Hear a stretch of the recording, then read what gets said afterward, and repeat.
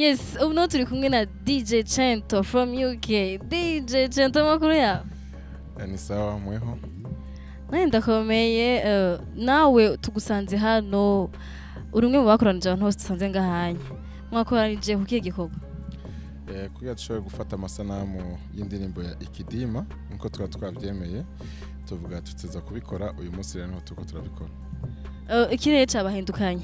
Kimaze guhinduka mwavyifasha mu gute? Murumva mu bisanzwe uko bimeze amasanamu amwe igihande kimwe cyakorerwa hanze ikindi naco igakorerwa indani rero ibi rero bihindutse twaciye tubandanya n'ibikorwa by'indani. Nta kintu bikiri cigize cica ku mwari mwapanze muzokora video? Twagize imana kuko ivyo twari twapanze gukora amasanamu yo hanze byari biheje guhera ubwo nyene imvura nayo biratanguye. Ego Tayaya tubwiye ko ari watanze ide kugira ngo aba bantu bari mu entertainment bashobora kuboneka. Ide yakuje mu gute? Niyumvire yuko vyoba vyiza tugize akantu gato ko guhindura amasura y'abantu azwi kugira ngo abo bantu babonye bamwe mu bahora amasanamu kera bakagaruka ikaba ico twita a good comeback for them.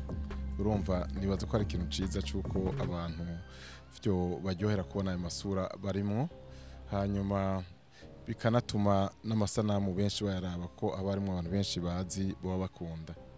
Ego usanzwe uba mu Bwongereza. Hari yanyu muziki Burundi urashikayo canke ibirinda kurondeza bikava kuri? Uyu muziki urashikayo kuko urumva nka twebwe ba DJ turagerageza ibishoboka byose kugira ngo dushobore kurondeza indirimbo ziwacu tukazumvisha abantu. Hanyuma ikindi naco nuko ubunya cyo twita social media yorosha ibintu nka za Instagram usanga abantu baguma bazara posta bashira ko ibintu byinshi ivy'iwacu bikaboneka bikumvikana naco gituma uyu muziki urumvikana hose uramenyekana hose. Bisigura ko abaririmbyi bacu bari gahaye bari lokali hari yanye abarundi bari hari ababumva.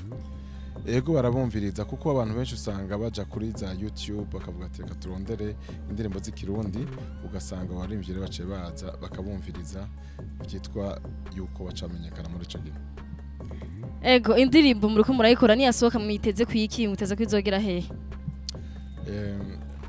Ibintu byinshi uvuga uti Imana niyizi ngene bizogenda twe dushobora gukontrola ibi biriko birabo no munsi ariko izobejo ni Imana ibibizi ariko tugira ivyifuzo ibyo byifuzo navyo nivyo yuko iyo ndirimbo yashobora gushikana kure gose amasanamu akerekanwa ahantu kure gose nkazokoresha ubumenyane no bafise kugira ngo ushobore gushika kure bishobotse Burundi ntibube n'imipaka yo kutwononera ahubwo tukarenza iyo mipaka kugira ngo ahantu hose dusamirana indirimbo yumvikana ahantu hose hashoboka.